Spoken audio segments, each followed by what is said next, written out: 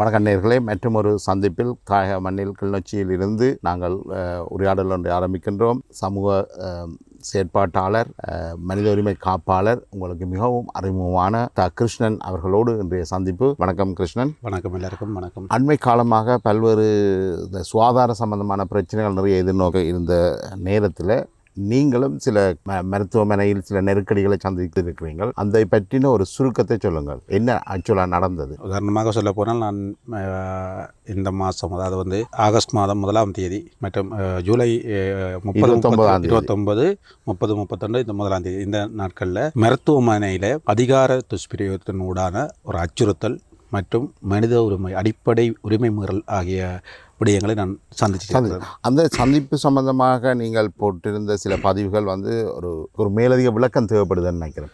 உண்மையிலே 29ஆம் தேதி நீங்கள் முல்லைத்தீவில் உள்ள மருத்துவமனைக்கு சென்று சிகிச்சை பெற்றிருக்கிறீர்கள். நிச்சயமாக 29ஆம் தேதி நான் என்னுடைய வேலை அலுவலாக நான் முல்லைத்தீவு போயிருந்த நேரம், அங்கே ஒரு வன்முறை சம்பவத்தால் பாதிக்கப்பட்டு முல்லைத்தீவு மாவட்ட வைத்தியசாலைக்கு அனுமதிக்கப்பட்டேன். நான் இப்போ அங்கே அனுமதிக்கப்பட்டு அங்கிருந்து நான் சிகிச்சைக்காக யாழ்ப்பாணம் வந்தேன். ஏனென்று சொன்னால், முல்லைத்தீவில் எனக்கு அங்கே சட்ட வைத்திய அதிகாரி, இப்போ நாங்கள் ஒரு விபத்து அல்லாட்டிக்கு ஒரு காயங்கள் நீதிமன்றத்தோடு சம்பந்தப்பட்ட வகையில் நாங்கள் மருத்துவத்தை புற செல்கின்ற போது கட்டாயமாக அது ஜேஎம்ஓ கேஸ் நாங்கள் சொல்லுவோம். சட்ட வைத்திய அதிகாரியினுடைய விஷயத்தை முடித்து கொண்டு அவருடைய மெடிக்கல் ரிப்போர்ட்டுக்குரிய வேலையை முடித்த பின்னர் நான் யாழ்ப்பாணம் மாவட்ட வைத்தியசாலைக்கு வந்தேன். என்று சொன்னால், என்னுடைய கையில் தையல் போட வேண்டிய தேவை இருந்தது.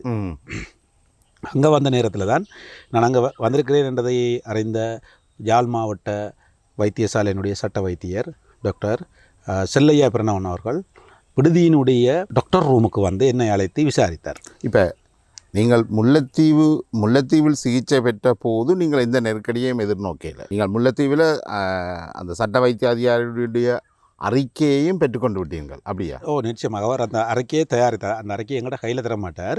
தயாரித்து விட்டு அதை தயாரித்ததுக்குரிய ஒரு நோட் சொல்லலாம். அந்த நோட்டில் வந்து அவர் அந்த சிட்டையில் வந்து தன்னுடைய இந்த பதவி முத்திரையை பொறித்து அந்த முறைப்பாட்டு இலக்கத்தை பதிவு செய்து, இதை நீங்கள் எங்கே வேணும்னாலும் கொண்டு போய் இந்த முல்லைத்தீவு சட்ட வைத்திய அதிகாரியை காட்டுங்கோ, அந்த தேவை ஏற்பட்டால், இந்த சட்ட வைத்திய அதிகாரியுடைய தேவை ஏற்பட்டால் இதை காட்டுங்கோ, பார்வையிட்டு தெரியப்படுத்துமாறு சொல்லி தந்திருந்தார். நான் அதன்படி இன்னொரு சட்ட வைத்திய அதிகாரியினுடைய அறிக்கை தேவையில்லை உங்களுக்கு. இன்னொரு சட்ட வைத்திய அதிகாரியினுடைய அறிக்கை நாங்கள் செகண்ட் ஒப்பீனியன் கேட்டால் தான் தேவை. அது உண்மை அடிப்படையில் அது தேவையில்லை. அதை நீங்கள் கூறவும் இல்லை. நான் கூறவும் இல்லை. அப்போ முல்லைத்தீவில் சிகிச்சை பெற்ற நீங்கள் ஏன் யாழ்ப்பாண வைத்தியசாலைக்கு சென்றீர்கள்? உண்மையிலே இங்கே ஒரு விமர்சனம் கொண்டு கூறப்படுகிறது. நான் கிளிநொச்சியில் இருக்கிறேன், யாழ்ப்பாண வைத்தியசாலைக்கு சென்றேன். நான் வட மாகாணத்தில் உள்ள 5 மாவட்டங்களில் நான் வேலை செய்து அதிகமாக கிழமையில் 2 அல்லது 3 நாட்கள் யாழ் மாவட்டத்தில் நிற்பேன், கிளிநொச்சியிலேயும் நிற்பேன், முல்லைத்தீவில் நிற்பேன், மன்னார் மாவட்டம், பவுனியான்னு சொல்லி அதிகமாக நிற்பேன். ஆனால் யாழ் மாவட்டத்துக்கு நான் போனதுக்கான காரணம் எல்லாருக்குமே தெரியும். வட மாகாணத்தில் ஒரு சிறந்த மருத்துவமனையாக, ஒரு உயர் மருத்துவமனையாகவும் யாழ்ப்பாணம் போதனா வைத்தியசாலை காணப்படுகிறது. இரண்டாவது, அங்கே எங்களுடைய உறவினர்கள் இருக்கிறார்கள், எங்களுக்குரிய ஆதரவு தளம் ஒன்று இருக்கிறது.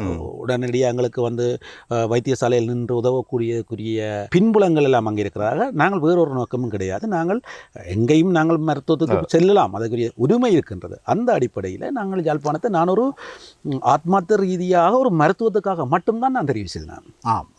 யாழ்ப்பாணம் வைத்தியசாலை போகிறீங்க. அப்போ எத்தனாம் தேதி யாழ்ப்பாணம் மருத்துவமனையில் நீங்கள் அட்மிட் ஆகினீங்க? நான் 29ஆம் தேதி சம்பவம் நடந்தது.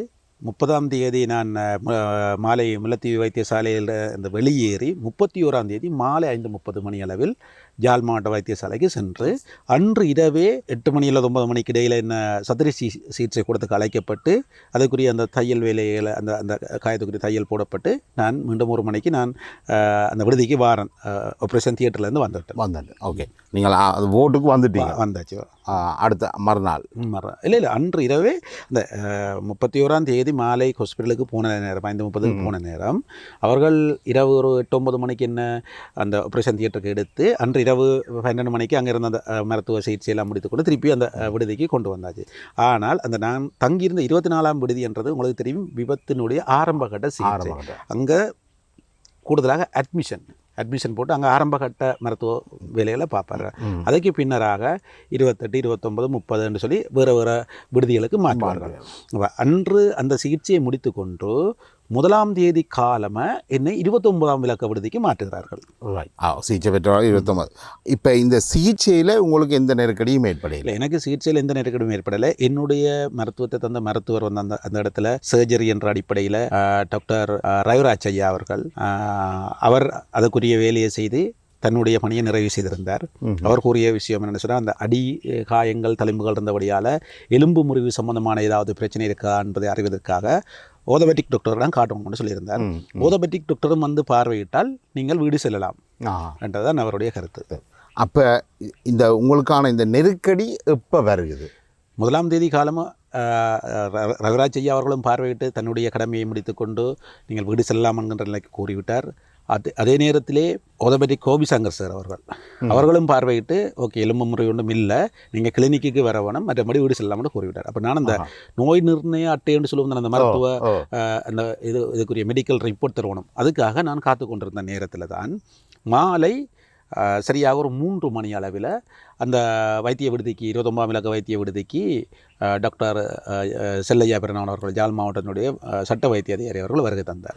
இந்த செல்லையா பிரணவன் அவர்கள் தான் அர்ஜுனாவுடைய பிரச்சனையிலையும் சம்பந்தப்பட்ட அதே செல்லையா பிரணவன் அந்த கோல்மியாச சார் அவர் அந்த விமர்சனத்தினுடைய அவர் தான் செல்லையா பிரணவன் டாக்டர் அவர்கள் தான். நிச்சயமாக இதுக்கு முதல் உங்களுக்கு சிகிச்சை அளித்தவர்களுக்கு உங்களை யார் என்று தெரிந்திருந்ததா? டாக்டர் ரவிராஜ் அவர்களுக்கு தெரிந்திருக்க வாய்ப்பில்லை. அது சம்பந்தமாக அவர் கேட்கவும் இல்லை, எந்த ஒரு அறிமுகமும் அவர்களுக்கு இருந்ததாகவும் எனக்கு தெரியல. அப்ப செல்லையா பிரணவன் ஏன் உங்களை சந்திச்சார்? என்ன நடந்தது? அவர் வருகை தந்தது எனக்கு நான் நினைச்சேன் என்னுடைய மருத்துவ ரீதியான சில வேளை நாங்கள் அங்கே பார்த்தால் சில வேளை எங்கேயும் பார்க்க வேண்டியது இருக்குமான்னு சொல்லி கூட நான் யோசிச்சேன். வருகை தந்து என்ன அந்த நோயாளருடைய அறைக்குள் அந்த வைத்தியருடைய அறைக்கு அந்த கன்சல்ட் ரூம் என்று சொல்லுவோம், அந்த அறைக்குள் கூப்பிட்டவர் என்னிடம் தன்னை தெரியுமான்னு கேட்டார். நான் பார்த்துருக்கிறேன் என்று சொன்னேன். அதாவது அந்த சோசியல் மீடியாக்களோட பார்த்துருக்கேன்னு சொன்னேன். அதுக்கு பிற்பாடு அவர் என்னிடம் எந்த ஒரு மருத்துவம், அதாவது நான் காயங்களோடு தையல் போடப்பட்டிருந்தது, மருந்து கட்டப்பட்டிருந்தது, அந்த நிலையில் இருக்கின்ற போது அந்த சிகிச்சை சம்பந்தமாகவோ அந்த சட்ட வைத்திய அதிகாரிக்குரிய அந்த தேவை சம்பந்தமாக அவர் என்னிடம் எதுவும் கேட்கவில்லை. அவர் கேட்டது என்னை பற்றி முகநூலில் இருக்கிறார், உங்கள்கிட்ட நேராக கேட்குறார், உங்களோட தன்னை பற்றி முகநூலில் எழுதினதை பற்றி உங்கள்கிட்ட கேட்டார். நேரடியாக அது சம்பந்தமாகத்தான் அவருடைய பார்வை இருந்ததே தவிர எந்த ஒரு மருத்துவ குறிப்பு உனக்கு எங்கே அடிபட்டது, என்ன நடந்தது என்ற எந்த ஒரு கேள்வியும் கிடையாது. அவருடைய வருகையின் நோக்கம் தன்னை குறித்து நான் முகநூலில் கட்டுரைகள் எழுதியதாகும். ஆனால் இந்த இடத்துல நான் இன்னொரு விடயத்தை தெளிவாக சொல்கிறேன். நான் இந்த ஜிஎம்ஓ என்ற விமர்சனம் போய் கொண்டு வந்த போது எந்த ஒரு இடத்துல நான் டாக்டர் செல்லையா பிரணவன் அவர்களை அந்த ரோல் பண்ணணும்னு சொல்லுவாங்க தானே, அப்படி ரோல் பண்ணவும் இல்லை, அவரை நக்கலடிக்கவும் இல்லை, அவருடைய புகைப்படத்தை போட்டு எந்த ஒரு பதிவும் நான் எழுதவும் இல்லை. நான் எழுதிய ஒரே ஒரு சிறிய ஆய்வு கட்டுரை ஒன்று, அதிலே ஜிஎம்ஓ என்றால் யார், அவர்களுடைய ரோல் அண்ட் ரெஸ்பான்சிபிலிட்டி என்ன, மக்களுடைய விமர்சனம் என்ன, இவ்வாறு நடக்கிறதுக்கு வாய்ப்பு இருக்குமா என்று நான் ஆய்வு ரீதியாக ஜிஎம்ஓனுடைய விளக்கம், அவருடைய பிரதான பணி என்ன, இந்த பாடி எக்ஸாமினேஷன், அதுக்கு அடுத்த கட்டமாக எங்கெங்கே அவருடைய செல்வாக்கு இருக்கின்றது, அந்த மருத்துவ செல்வாக்கு என்ற விதத்தில் நான் அதுக்கு முதலே நான் ஒரு பொறுப்பு துறப்பொன்றை நான் அங்கே குறிப்பிட்டிருந்தேன். நான் அந்த பிராக்கெட் பண்ணி குறிப்பிட்டிருந்தேன். நான் இந்த பதிவானது நான் அந்த குறிப்பிட்ட வார்த்தை சிலவளை அவருக்கு தாக்கிச்சோன்னு எனக்கு தெரியாது. கோல்மியாச சேர் என்ற விமர்சனத்தை உடைய டாக்டர் பிரணவன் ஐயா அவர்களை குறித்ததாக இல்லை, அவரை குறித்து நான் விமர்சனம் எழுதுவதில்லை, அவரை குறித்து நான் ரோல் செய்ததும் இல்லை என்று என்னென்னு சொன்னவங்களே தெரியும். ஒரு டிவியில் ஒரு ப்ரோக்ராம் ஒன்று போய்க்குள்ள அந்த பொறுப்பு துறப்பு டிக்ளரேஷன் ஒன்று செய்வாங்க, அந்த டிக்ளரேஷனை நான் தெளிவாக அங்கே தெரிவித்து விட்டு தான் அந்த ஆர்டிக்கல் தொடர்ச்சியாக இருந்தது. அப்படி இருந்தும் அவர் உங்களே ஒரு நீங்கள் ஒரு மருத்துவ சிகிச்சை ஒரு வல்னரபிள் பொசிஷனில் இருந்திருக்கிறீங்களா? அதாவது உங்களுடைய விஷயங்கள் அவர்களுடைய கையில் இருக்குது, அவர்கள் அதிகாரத்தில் இருக்கிறார்கள் அந்த இடத்துல. அந்த இடத்துல இருக்கிறார்கள். அப்போ உங்களை நீங்கள் என்ன அதை ஒரு த்ரெட் பார்க்குறீங்களா? நிச்சயமாக. நான் அந்த நேரத்தில் கூட நான் அவரோட ஒரு நோயாளியாக மட்டுமல்ல, ஒரு மனம் திறந்து நான் கதைச்சினான். அந்த அவர் கேட்கின்ற போது உடனே கேட்டார், என்ன ஃபோன் ரெக்கார்ட் பண்ணுறியான்னு கேட்டார். நான் உடனே மேசையில் தூக்கி வச்சுட்டு சொன்னேன், இங்கே பாருங்க, நான் அப்படியெல்லாம் ரெக்கார்ட் பண்ணலை. நான் அவர்கிட்ட கேட்ட கேள்விக்கு அந்த இடத்துல எனக்கு ஒரு வைத்தியர் என்ன தேடி வந்திருக்கிறார் என்ற அடிப்படையிலும் இரண்டாவது நான் அவருக்கு ஒரு மனப்பூர்வமாக அவர் கேட்ட கேள்விகளுக்கு நான் பதில் சொன்னேன். அப்போ கூட வேறு நான் என்ன அந்த கேள்விகள் அச்சுறுத்தலாக கேட்டார் உணர்ந்தேன். அதில் அந்த ஃபேஸ்புக்கில் இருக்கின்ற கமெண்ட்ஸுகள் எல்லாம் வாசித்து போஸ்ட் எல்லாம் வாசித்து இவ்வாறு தான் அதுக்கெல்லாம் வாசித்து காட்டினார். அவர் அது மட்டுமில்லை, இணையதளங்களில் இப்போ நான் ஒரு சுயாதீன எழுத்தாளர். அந்த அடிப்படையில் நான் எழுதுகின்ற முகநூலில் எழுதுகின்ற கட்டுரைகள் அந்த விடய பொருள் சரியாக இருந்தால் அதை பல இணையதளங்கள் காப்பி பண்ணி போடுவார்கள். பலர் முகநூல் தளத்திலும் காப்பி பண்ணி போடுவார்கள், ஷேர் பண்ணுவாங்க, கமெண்ட்ஸ் பண்ணுவாங்க. அப்போ அங்கே என்னுடைய பதிவை எந்த இணையதளங்கள் இருக்குன்னு எனக்கே தெரியாது. நான் அதை பற்றி நான் ஆய்வு செய்து பார்ப்பதில்லை. அப்போ நீ இந்த இணையதளத்துக்கு நீ தான் கொடுத்தியா என்று சொல்லி இல்லை இதுக்கு கொடுத்தியான்னு சொல்லி அதில் குறிப்பாக இந்த வம்பு உரிமையில் தான் கதைச்சாரா அல்லது இல்லை அவர் அந்த அப்படி அவர் அந்த ஒரு மேலே கதைச்சார்ன்னு சொல்லி இல்லை. அவர் இது தானே போட்டது அந்த சாதாரணமாக காய்ச்சி கொண்டார், ஒரு ஹேசோலாக காய்ச்சி கொண்டார். அதில் நாங்கள் சொல்லுவோம் அந்த வம்பன் அந்த வம்பன் நெட்டுக்கு நீ தானே கொடுத்துருக்கிறாய் என்று கேட்டார். நான் சொன்னேன், ஐயா நான் அதெல்லாம் கொடுக்க போகிறல, என்ற வேலை நான் ஒரு மனித உரிமை செயற்பாட்டாளர், பாதுகாவலர் மற்றும் செயற்பாட்டாளர், சுயாதீன எழுத்தாளர் என்ற வகையில் நான் மக்களுடைய விமர்சனங்களை மரியாதையாகவும் என்னுடைய வார்த்தை வரையறைக்குள்ள நான் எழுதுவது வளமை என்று சொல்லி நான் தெளிவாக சொல்லியிருந்தேன். அப்போ நீங்கள் கதைச்ச விஷயங்களை அந்த உரையாடலை நீங்கள் ரெக்கார்ட் பண்ணல? இல்லை, நான் ரெக்கார்ட் பண்ண நான் சொன்னால் அந்த நிமிஷம் வரைக்கும் நான் நோயாளியாகத்தான் உணர்ந்து கொண்டிருந்தேன். பிறனவன் இந்த விஷயங்கள் எல்லாம் ரெக்கார்ட் பண்ணினார். நிச்சயமாக அதில் நான் ஒரு விடயம் நான் குறிப்பிட்டு சொல்லுவேன். அவர் இப்போ எங்கேயாவது உங்கள்கிட்ட சொன்னாரா தான் இதை ரெக்கார்ட் பண்ணுறேன்னு? அது முடிவில் தான் அவர் எலும்பைக்குள்ளே தான் சொல்லி போட்டு எழும்புறார். அதை தான் நான் அந்த முறைப்பாட்டு விசாரணை முறைப்பாட்டு கடிதத்திலே நான் தெளிவாக ஒன்றும் விடாமல் நல்ல தெளிவாக நான் கொடுத்துருக்கிறேன். அதில் அவரை கேட்கின்ற போது நான் போனையெல்லாம் தூக்கி வச்சுட்டு சொல்கிறேன், நான் ரெக்கார்ட் பண்ணல ஐயான்னு சொல்லி ஒரு மனம் திறந்து நான் கதைக்கிறேன். அவர் வம்ப நெட்டில் நீ தானே எழுதுனி அதில் குறிப்பாக நிச்சயமாக கேட்கப்பட்ட கேள்வியில் உண்டு, அர்ச்சுனாக்கு உன்னுடைய தலைவன் அர்ச்சுனா தானே, அர்ச்சுனா சொல்லியா நீ எல்லாம் செய்கிறாய், உனக்கு பின்னால் யார் இருப்பது என்ற கேள்விகளை தொடுத்து கொண்டே போய் கொண்டிருந்தேன். நான் எல்லாத்துக்கும் நான் சிரிச்சு போட்டு அப்படி எல்லாம் இல்லையா, நான் ஒரு சுயாதீனமான ஒரு எழுத்தாளர் என்றதை மட்டும் நான் வலியுறுத்தி சொன்னான். ஆனால் அவர் அதை கேட்டாரா இல்லைன்னு எனக்கு தெரியாது. அந்த பதிவிலே ஒரு விட ஒன்று நான் நிச்சயமாக குறிப்பிட வேண்டும். நான் ஒரு சட்ட வைத்தியத்துறை சம்பந்தமான ஒரு கருத்தையும் நான் அந்த பதிவில் இருக்குது, அது அவைட்டையும் இருக்குது நிச்சயமாக என்று சொன்னால் எல்லாமே ஸ்க்ரீன்ஷாட் எடுத்து வச்சுக்கிறேன் தானே. அப்போ அதை சட்ட ரீதியாக போனால் அதை நான் எதிர்கொள்ள தயாராக இருக்கும் தானே. நானும் கேள்விப்பட்ட ஒரு சம்பவம் ஒன்று உள்ளது என்று சொல்லி நான் அந்த பதிவிலேயே எழுதியிருந்தேன். அந்த விடயம் குறித்து, அந்த விடயம் இங்கே நடந்தது என்று கேட்டார். அது என்ன விடயம்? அது மன்னார் மாவட்டத்தில் திருக்கேதீஸ்வரம் கோவிலினுடைய பாலாவி தீர்த்தத்திலே இந்த வருடம், அதாவது இப்போ கடந்த சிவராத்திரி அன்று ஒரு சிறுமி தவறி விழுந்து அந்த விடயம் குறித்த விடயத்தை என்னிடம் நான் அந்த எந்த இடத்திலிருந்து குறிப்பிடாமல் எழுதியிருந்தேன். நான் இவ்வாறாக நடந்தது, இங்கே ஒரு குற்றச்சாட்டு ஒன்று இருக்கிறது, அதாவது சட்ட வைத்திய அதிகாரிகள் பணம் பெற்றதாக ஒரு குற்றச்சாட்டு ஒன்று இருக்கிறது என்று சொல்லி நான் குறிப்பிட்டதான். ஆனால் அங்கே எந்த வைத்தியசாலை ஒன்றோ இந்த சட்ட வைத்திய அதிகாரி ஒன்று சொல்லியோ யாரையும் நான் தெரியாமல் நான் கூற முடியாது, கூறவில்லை. மக்களுடைய குற்றச்சாட்டு இருக்கிறது. அங்கே கோயிலடியில் 3 நாட்களாக அந்த கதை பேசப்பட்டது, நான் நின்றேன். அந்த அடிப்படையில் நான் அதை சொன்னேன். சொன்ன உடனே அதாவது அந்த பெண்ணுடைய அந்த சிறுமியுடைய உடல் கையளிக்கப்பட்டிருக்குது, விரைவுபடுத்தப்பட்ட அப்படியா விரைவுபடுத்தி கையளிக்கப்பட்டதாகவும் அதற்கு பணம் பெற்றுக்கொண்டதாகவும் அந்த குற்றச்சாட்டுகள் மக்கள் மத்தியில் இருந்து அதை நான் தெளிவாக வெளிப்படையாக சொன்னேன். அதாவது என்னுடைய குற்றச்சாட்டும் இல்லை, இது மக்கள் கதைத்து கொண்ட. அது மன்னார் மாவட்டத்தில் நடந்தது. யாழ் மாவட்டத்துடைய சட்ட வைத்திய அதிகாரியான பிரணவன் ஏன் அதை அதுதான் எனக்கு தெரியும். ஆனால் அதில் நான் மன்னார்ன்ற குறிப்பிட கேட்டிருக்கலாம். கேட்டுட்டு உடனே அதிலிருந்து கோல் எடுத்து மன்னார் வைத்தியசாலைக்கு எடுத்து எனக்கு யார்கிட்ட காய்ச்சறன்னு தெரியாது, இப்படி ஒரு இந்த கேஸ் ஒன்று நடந்ததா, இப்படி ஒரு பிள்ளை ஒன்று செத்ததான்னு கேட்டார். அவர் ஓமன்னு சொன்னார்கள். அப்போ ரைட், ஓகே, அது நான் சட்ட ரீதி அதைத்தான் அவர் முக்கியமாக என்னிட இருந்து ஏதாவது ஒரு விஷயத்தை பெற்றுக்கொள்ளவும் எனக்கு எதிராக அவர் அந்த குற்றச்சாட்டு தன் மீதான குற்றச்சாட்டு ஒரு அவரை என்ன இருந்திருக்கலாம். நான் அவ்வாறு அவர் மீதான இல்லை என்றது அவற்றை வைத்தியசாலையே இல்லை என்று நான் தெளிவாக சொல்லிவிட்டேன். சொன்னதுக்கு பிற்பாடும் நான் இதை விட மாட்டேன், சட்டத்தின்படி பார்க்குறேன் என்றார். சரி, சட்டத்தின்படி பார்க்க போகிறேன். அது அந்த நான் குற்றச்சாட்டு கூறியதை தான் சட்ட ரீதியாக பார்த்துக்கொள்கிறார்.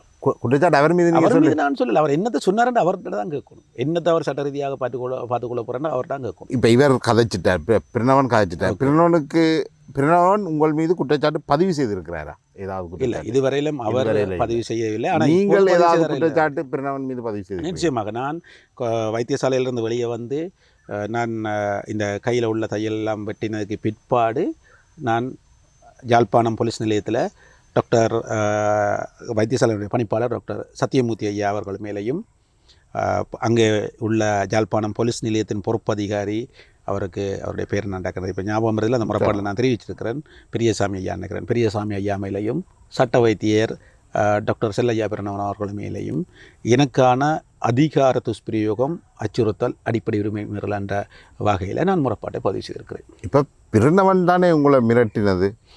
ஓகே, பிரணவனுக்கு எதிராக குற்றச்சாட்டு வச்சிருக்கு. ஏன் நீங்கள் சத்தியமூர்த்திக்கு எதிராக? அதுதான் பிரணவன் அவர்கள் என்னோட வந்து கதைத்து போட்டு வெளியேறி எனக்கு பிற்பாடு தான் நான் அந்த அச்சுறுத்தல் இந்த வகையில் என்று உணர்ந்து கொண்டு நான் குறிப்பிட்ட விடுதி, அந்த நோயாளர் விடுதியினுடைய தாதிய உத்தியோகத்தர், அந்த பொறுப்பாக இருக்கிற தாதிய உத்தியோகத்தர்கள் அந்த நேரம் கடமையில் இருக்கிறவரிடம் நான் போய் கேட்குறேன், ஐயா என்ன ஜேஎம்ஓ பார்க்க தேவையில்லை தானே. ஆனால் இவர் அந்த என்னோட கதைத்த வளத்தை ரெக்கார்ட் பண்ணிட்ட அடிப்படையில் நான் அப்போது நானும் என்னுடைய எச்சரிக்கை அடைந்துட்டு நான் அவர்களுடன் அதுக்கு பிற்பாடு கதை தவளவும் என்னுடைய தொலைபேசியில் நான் பதிவு செய்கிறேன் வாய்ஸ் ரெக்கார்ட். அதாவது நீங்கள் உங்களுடைய ஓட்டுக்கு பொறுப்பாக இருக்கின்றதோட இன்னும் உரையாடி நீங்கள் இல்லை அவர்களிடம் நான் போய் கேட்டேன், எனக்கு இப்படி ஜிஎம்ஓ வந்து பார்த்தவர் என்ன பார்க்க தேவையில்லை தானே என்று கேட்டேன். அவர் சொன்னார், அது உங்களை பார்க்க தேவை, அதை நான் அந்த ஊடக சந்திப்பிலே தெளிவாக குறிப்பிட்டேன், என்ன பார்க்க தேவையில்லை தானே, உங்களுக்கு அங்கே பார்த்தாச்சு தானே.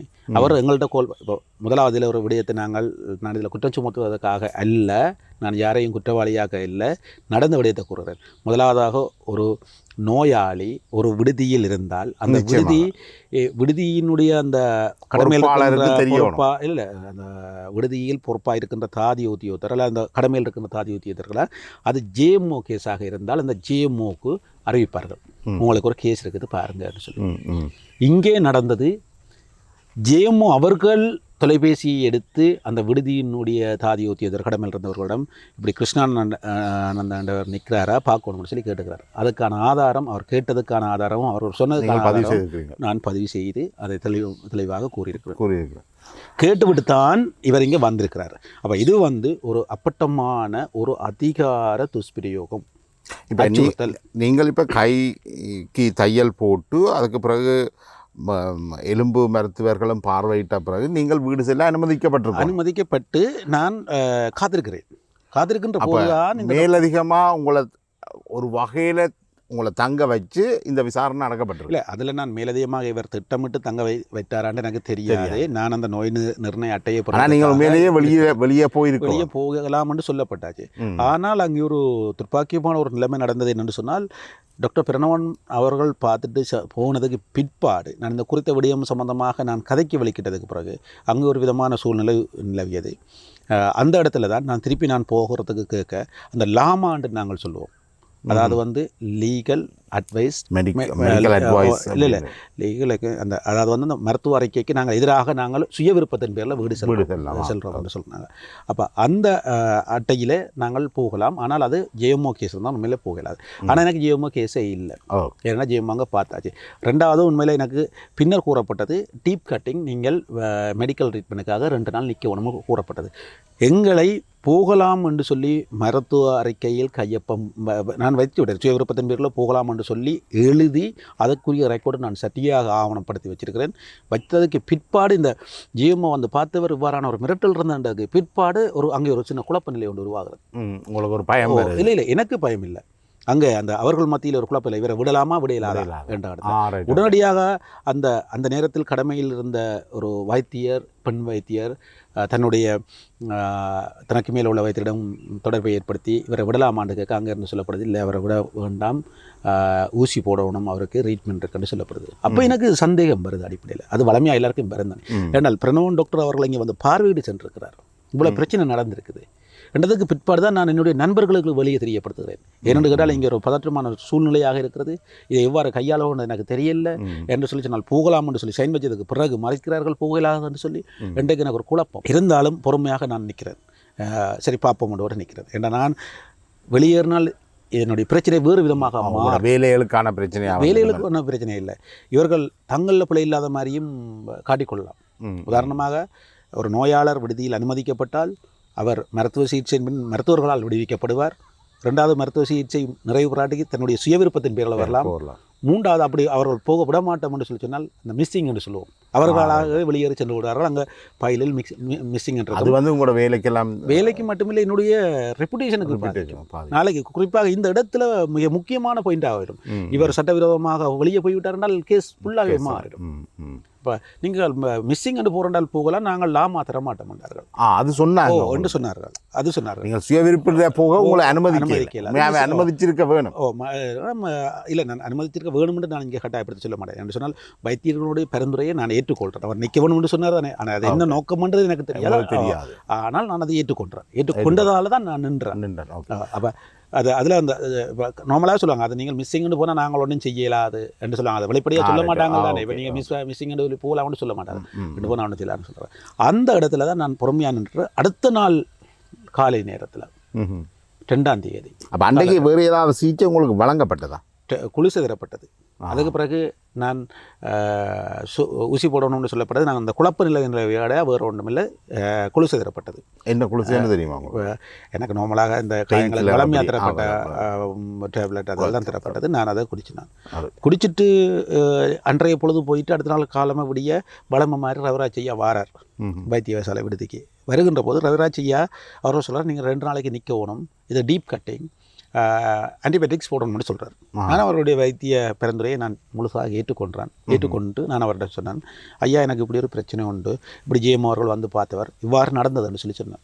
சொல்லத்தான் அவர் சொன்னார், இதில் நான் முடிவெடுக்க இயலாது, நான் வைத்தியசாலை பணிப்பாளர்கிட்ட அனுப்புகிறேன், நீங்கள் அவர்கிட்ட கதைங்கன்னு உடனே அதிலிருந்து தொடர்பு எடுத்து அவரோட கதைச்சு போட்டு இப்படி ஒரு பிரச்சனை ஒன்று இருக்குது போங்கன்னு சொன்னால், அப்போ அந்த நாங்களோட விடுதியில் அனுமதிக்கப்பட்டால் விடுதியில் இருந்து எக்ஸ்ட்ரா எடுக்க போகிறோம்னாலே என்ன விஷயத்துக்கு போகிறோம்னாலும் இன்னும் ஒரு அந்த விடுதியினுடைய உத்தியோகத்தர் எங்களோட வருவார். நாங்கள் அவர்களுடைய பொறுப்பில் நாங்கள் நிற்கிறோம். கூடி கொண்டு போய் பணிப்பாளரிடம் சென்ற போது நான் பணிப்பாளரிடம் உள்ளுக்கு வருவதை முன்கூட்டி அவருக்கு தெரியப்படுத்தி வச்சு தானே அந்த வைத்தியசாலையினுடைய ஏனைய வைத்தியர்கள் நீங்கள் உங்களை வந்து டாக்டர் ரவிராஜ் ரெக்கமெண்ட் பண்ணுறார் பணிப்பாளர் சத்தியமூர்த்தியை பார்க்க என்று சொல்லி சொன்னால் அவர் ஒரு விடுதியின் பொறுப்பு தானே. அந்த விடுதியின் பொறுப்பில் உள்ள ஏனைய வைத்தியர்களாலேயோ இல்லாட்டிக்கு உத்தியோகர்களாலும் எனக்கு இந்த பிரச்சனையும் ஏற்படாது. ஏன்னால் அதுலேருந்து அவர் வேறு பிரிவு தானே சட்ட வைத்தியதியாக இருந்தாங்க. அப்போ அதில் பொறுப்பு கூற முடியாது. அவர் அதில் எதுவும் முடிவெடுக்க இயலாது, ரவிராஜ் ஐயா முடிவெடுக்க இயலாது, எதுவும் கதைக்க இயலாது. அவருடைய பொறுப்பு இதை பணிப்பாளர் செல்வது. அப்போ பணிப்பாளரிடம் செல்லாது. பணிப்பாளரிடம் போய் நான் உள்ளுக்கு போய் கதைக்கின்ற போது நான் போன உடனே இப்படி ஐயா இப்படி நடந்தேன்னு சொல்லி முடித்தேன். சொல்லி முடித்ததை அவர் முழுமையாக கேட்டாரா இல்லைன்னு எனக்கு தெரியல.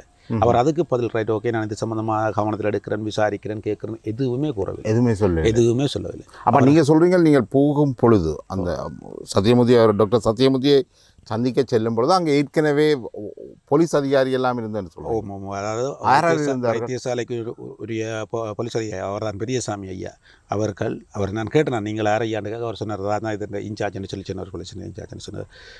அவரும் ஏனைய வைத்தியர்களும் தேவைன்னு சொல்லி சொன்னால் உண்மையிலேயே அந்த வாசல்லையே சிசிடிவி கேமரா இருக்குது பணிப்பாளருடைய வாசலில். அதை நான் இதில் சேலஞ்ச் பண்ணி சொல்லலை. அது அப்படி நான் சொல்லுவது குற்றச்சாட்டுகள் பொய்யா இருந்தால் அதுகள் வெளிப்படுத்தப்பட்டால் நிறைய உண்மைகள் வரும் வெளியே.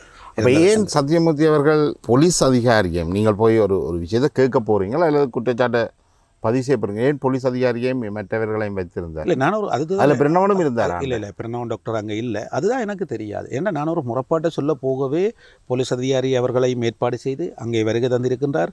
நான் அவரிடம் முறைப்பாடு சொல்லி அவர் கேட்குறார், உடனே நீர் என்ன பற்றியும் தான் எழுதினீர், உமக்கு என்ன முன்பின் தெரியுமானது. நான் சொன்னேன், இல்லையே நான் அந்த நேரடியாக அவங்களுக்கு தெரியாது, சமூக வலைத்தளங்கள் செய்திகளூடாகத்தான் பார்க்கணும்.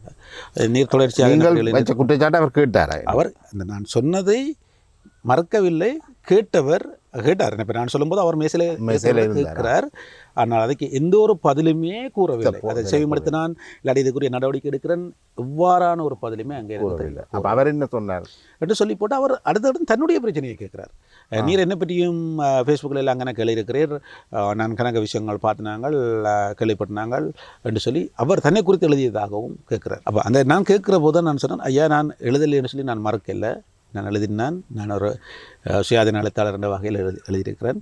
ஆனால் நான் வரையறையோடு எழுதுகிறேன். அவர் அங்கே எனக்கு கதைப்பதற்கான பெரிய அளவில் எந்த வாய்ப்பையும் தரவில்லை. 2 வார்த்தை சொன்னால் புறம் நான் சொல்கிறத கேளும், அவ்வளவும் ஆதாரம் என்னிடம் இருக்கிறது. வைத்தியர் சொன்னதுக்கு இப்போ நான் அந்த சட்ட வைத்திய அதிகாரி தொடர்பாக சொன்னதுக்கான எந்த ஒரு பதிலையும் அவர் சொல்லவில்லை. கிட்டத்தட்ட நீங்கள் ஒரு வைத்தியசாலைக்கு சிகிச்சை செல்ல போன இடத்துல ஒரு போலீஸ் ஸ்டேஷனில் ஒரு குறுக்கு விசாரணை போல, ஆனால் அதில் ஒரு சுதந்திரம் இல்லாத முறையில், அதாவது என்னுடைய கருத்தை அங்கே கேட்கவே இல்லை என்றும் கூறலாம். ஏனென்று கேட்டால் நான் ஒரு கருத்து சொல்லவிட புறம் நான் சொல்கிறதை கேளும், இவ்வளவு தான். அப்போ அவ்வாறு கூறப்பட்ட என்னென்ன விஷயத்தை அவர் சுட்டி காட்டினார், தன்னை பற்றி எழுதப்பட்டதாகவும் அவர் அந்த ஃபேஸ்புக்கில் இருந்த சில கமெண்ட்ஸுகளை வாசித்து காட்டினார்.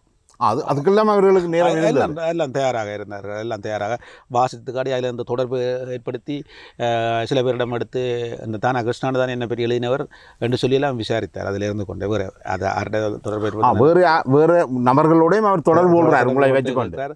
அதில் குறிப்பாக அரட்டை எடுத்து கேட்குறார். அவர் அவங்க எதிர்த்தரப்பில் என்ன சொல்லப்படுதுன்னு எனக்கு தெரியாது. அப்போ பிறகு அதில் சில பேர்களையும் சொல்லி அந்த இன்னர்கிட்ட போன கொடு என்று சொல்லி இவர் அந்த தானா கிருஷ்ணா என்ன பெரிய எழுதினது என்றதும் அப்படி ஒரு பரவலான ஒரு விசாரணை இருந்ததை தவிர நான் இப்போ என்னில் அதில் சில பிழைகள் இருக்கலாம். நான் அதில் நான் மாற்றுக்கிறதுக்கு இல்லை. ஏன்னா நாங்கள் செய்கிற எல்லாம் சரின்னு நான் சொல்ல மாட்டேன். ஆனால் நான் அந்த இடத்துல நோயாளியாக இருக்கிறேன். எனக்குரிய அந்த ஸ்பேஸ் இல்லை, அந்த சுதந்திரம் இல்லை. அதாவது தம்பி நீங்கள் இந்த விஷயம் சம்பந்தமாகவும் காய்ச்சிக்கிறீங்கன்னு கேட்டதுலேயும் கூட எனக்கு ஆட்சேபனை இல்லை. ஆனால் நான் முறையிட்ட முறைப்பாட்டுக்கு அதாவது அவர் ஒரு பணிப்பாளராக இருக்கின்ற நேரத்தில் அவருடைய வைத்தியசாலையில் நடைபெற்ற விடயத்துக்கு நான் முறையிட்டதுக்கு இது வரைக்கும் எந்த பதிலும் இல்லை. அத்தோடு நான் அங்கே கதைச்சி முடிய சொல்கிறார்.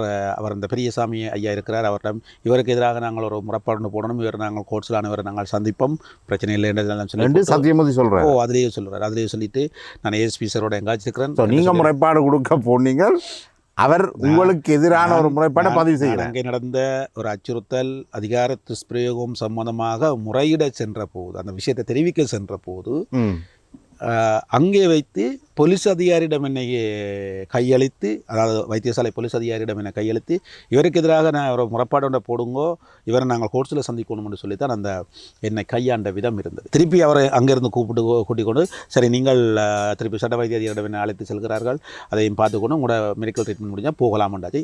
என்னுடைய மேலதிகமாக இந்த கருத்தையும் கேட்கவும் இல்லை, கேட்க தயாராக. அப்போ இந்த இதுக்கு பிறகு உங்களை வீட்டை போகலாமன்னு அனுமதி இல்லை, வீட்டை போகலாமன்னு அனுமதிக்கல. அதாவது நீங்கள் இப்போ அந்த திருப்பி மீண்டும் ஓட்டுக்கு போகலாம். அதுக்கு முன்னராக சட்ட வைத்திய அதிகாரி அவர்களிடம் சென்று விட்டு நீங்கள் ஓட்டுக்கு போகலாம். அங்கே அவர்களை சந்திக்க சொல்லி தான் அனுப்புகிறார். திருப்பி நான் போனேன் பிரணவன் டாக்டர்கிட்ட. அந்த போலீஸ் அதிகாரியும் அந்த உத்தியோகத்தர், அந்த வைத்தியசாலையுடைய சிட்டி ஊழியர் உத்தியோகத்தர் ஒருவரும் என்னை அழைத்து செல்கிறார்கள். பிரணவன் டாக்டர் அவர்களிடம் அழைத்து செல்கிறார்கள். அவர் சொல்லி அனுப்புகிறார், நீங்கள் உங்களுக்கு நான் கம்ப்ளைண்ட் போட்டுருவேன், உங்களுக்கு நடவடிக்கை எடுப்பேன், நீங்கள் டாக்டர் அவரை போய் பாருங்கள், நாங்கள் யூடிஎல்னு சொல்லுவோம். அதாவது அதுவும் ஒரு மெடிக்கல் டேர்ம்ஸ் உண்டு. யூடிஎல்ன்றது சட்ட வைத்தியரோட சம்மந்தப்பட்ட நடவடிக்கை உரியது. யூடிஎல் முடிஞ்சால் நீங்கள் வீட்டை போகலாம் என்று சொல்லி தான் அந்த மெடிக்கல் ஆக்ஷனுக்காக திருப்பி கொண்டு செல்லப்படுகிறார்கள். அப்போ சத்தியமூர்த்தி டாக்டர் அவர்களிடம் இருந்து நான் பிரணவன் டாக்டர் அவர்களிடம் மீண்டும் சென்ற போது பிரணவன் டாக்டர் இல்லை இவனோட நான் கணக்கு கதைக்கல, இவன் எல்லாம் ஒரு அர்ச்சனா மாதிரி போய் கேஸ் நான் உன்னோட கதைக்கெல்லாம் இவன் அனுப்புங்கன்னு சொல்லிட்டார். சொல்லுவார். அவ்வளவும் ஆதாரங்கள் என்னிடம் உள்ளது. திருப்பி சொல்கிறேன் நிச்சயமாக. ரெண்டாவது பிற்பாடு நான் போட்டுக்கு திருப்பி அதே போலீஸ் அதிகாரி அந்த சிட்டு ஊழியர் சகிதம் நான் திருப்பியும் 29 மிளகா ஓட்டுக்கு போயிருக்க திருப்பி ஒரு 2 மணி நேரம் கழித்து போலீஸ் உத்தியோகத்தர் அந்த போலீஸ் அதிகாரி பெரியசாமி ஐயா என்ன கூப்பிடுறார். நான் எழுப்பி போகிறேன். அந்த கூட்டிக் கொண்டு போய் அங்கே இருந்த நோயாளர் நலன்புரி சங்கத்தின் அலுவலகம், அந்த அலுவலகத்திலிருந்து எல்லாரையும் வெளியேற்றியாச்சு. நான் அதில் முன்னுக்கு போட்ட வாசிக்கிறேன், மேலுக்கு நோயாளர் நலன்புரி சங்க அலுவலகம் இருக்குது. அதில் அங்கே இருந்த அதுக்குள்ளே ஒரு மேசையில் உங்களுக்கு போலீஸ் விசாரணை கண்டு கொண்டு சொல்கிறார். நோயாளர் நலன்புரி சங்கத்தின் பணிமனையில் போலீஸ் ஒரு நோயாளி விசாரணை வைத்தியர் பணிப்பாளர் உங்களை ஒரு முறைப்பாடு தந்திருக்கிறேன் கொண்டு போய் எல்லாரையும் வெளியே அனுப்பிட்டு பேக்கை வைங்க, போனை வைங்க, ஒன்றும் கொண்டு வரலாது, இது ஒரு விசாரணை, இந்த விசாரணைக்கு நீங்கள் ஒத்துழைக்க வேணும் என்று சொல்லி என அவர் கொடுத்த முறைப்பாட்டை சத்தியமூர்த்தி ஐயா அவர்கள் எனக்கு எதிராக கொடுத்த போலீஸ் முறைப்பாடு அங்கே எழுதப்பட்டுக்கிறது, கோப்பியில் ஒஃபிஷியலாக எழுதப்பட்டுக்கிறது. அந்த முறைப்பாட்டை எனக்கு வாசித்து காட்டுகிறார். வாசித்து காட்டி நீங்கள் ஏற்றுக்கொள்கிறீங்களா, என்ன சொல்கிறீங்க, அந்த முறைப்பாட்டின் சாராம்சம் என்ன? நான் அவருடைய கடமையை இடையூறு செய்து விட்டதாகவும் தன்னை குறித்து ஃபேஸ்புக்கில் கருத்து எழுதினால் தன்னால் தொடர்ச்சியாக பணியாற்ற முடியாத மனநிலையை ஏற்படுத்தி விட்டதாக கூறியிருந்தார். பல ஆயிரக்கணக்கானவர்கள் கருத்து பதிவு செய்திருக்கிறார்கள் கடந்த சில மாதங்களாக. நான் இதில் இன்னொரு விஷயத்தை நான் கேட்குறேன்.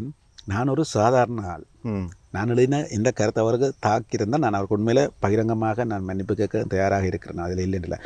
இதே நேரத்தில் பல உத்தியோகங்களில் அதிகாரத்தில் உள்ள வைத்தியர்கள், வைத்தியத்துறை சாராத ஊழியர்கள், கனடாவிலிருந்து ரோஜல் தீபனன் பண்ண பேர் அவருடைய முகநூலில் ஒரு கருத்து பாரிய குற்றச்சாட்டு வச்சிருக்கிறார். அவர் நிதி வழங்கியதாகவும் அந்த நிதி பற்றின விளக்கங்கள் தங்களுக்கு அளிக்கப்படையிலையும் அது சத்தியமூர்த்தி அவர்கள் மீது அவர்கள் அவர்கிட்ட வேண்டுகோளாக கேட்குறேன் நான் அவர்கிட்ட அவர் மேலே எல்லாம் இவரால் நடவடிக்கை எடுக்க முடியுமா?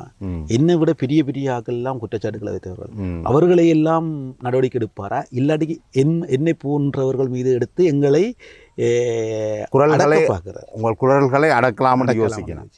தங்களுக்கு எதிரான கருத்துக்கள் வெளியில் வரக்கூடாதுன்னு பார்க்க என்று சொல்லி பார்க்கணும். நிச்சயமாக இப்போ இது இந்த சூழல் என்ன நடக்குதுன்னா, இப்போ உங்கள் சார்ந்தவர்களை நீங்கள் மருத்துவமனைக்கு அனுப்ப முடியும்னு நினைக்கிறீங்களா? நிச்சயமாக நான் ஒரு மிகப்பெரிய அச்சுறுத்தலான சூழ்நிலை, நானும் என்னுடைய சுற்றார் அதாவது வந்து உறவினர்களும் ஒரு அச்சுறுத்தலான சூழ்நிலையில் இருப்பதாக தான் உணர்கிறேன்.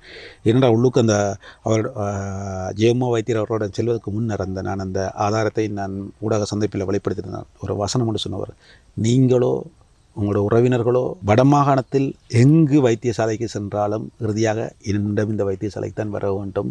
ஆகவே வைத்தியர்களை பற்றி எழுதுவதை நீங்களோ உங்களோட உறவினர்களோ நிறுத்த வேண்டும். இப்போ அவர் என்று சொல்லுவது வந்து ஒரு அப்பட்டமான ஒரு அச்சுறுத்தல். நிச்சயமாக நான் நினைக்கிறேன் இந்த புள்ளியில் உண்மையிலேயே வடமாகாண சபையினுடைய மருத்துவ சேவைகள் இவ்வளவு தூரம் கீழ்நிலைக்கு வந்திருக்கின்றதுக்கு இது ஒரு முக்கியமான உதாரணம் என்று நான் நினைக்கிறேன். இது தங்களுடைய பிரச்சனைகளை தாங்கள் மீளாய்வு செய்து தங்களை திருத்திக் கொள்வது என்பதுக்கு அப்பால் அவர்களுடைய வாய்களை அடைக்கிற என்ற நிலைக்கு தான் இது சென்றிருக்குது. நான் நினைக்கிறேன் இவ்வாறு பல்வேறு விமர்சனங்கள் இருந்திருக்கும், அவை எதுவுமே பெரும்பாலும் வரையிலேன்னு தான் நான் நினைக்கிறேன். இப்போ கிருஷ்ணா போன்ற ஒரு சிலர் இதை வந்து வெளியிட்டிருக்கிறார்களே அல்லாமல் பல விஷயங்கள் வெளிவரவில்லை. இப்போ நாங்கள் மன்னாரில் நடந்த அந்த சிறுமியினுடைய தாயுடைய மரணம், இவ்வாறு பல்வேறு விஷயங்களை நாங்கள் சந்திக்கின்றோம். இது சம்பந்தமான மேலும் பல விஷயங்களை நாங்கள் எதிர்காலத்தில் கொண்டு வருவோம். கிருஷ்ணா, இவ்வளவு நேரம் உங்களுடைய அனுபவத்தை உங்களோடு பகிர்ந்து கொண்டமைக்கு மிக்க நன்றி. இன்னும் ஒரு காணொலியூடாக உங்களை சந்திக்கும் வரை எல்லோருக்கும் நன்றி. உங்களுக்கும் நன்றி கூறிக்கொள்கிறேன். நன்றி.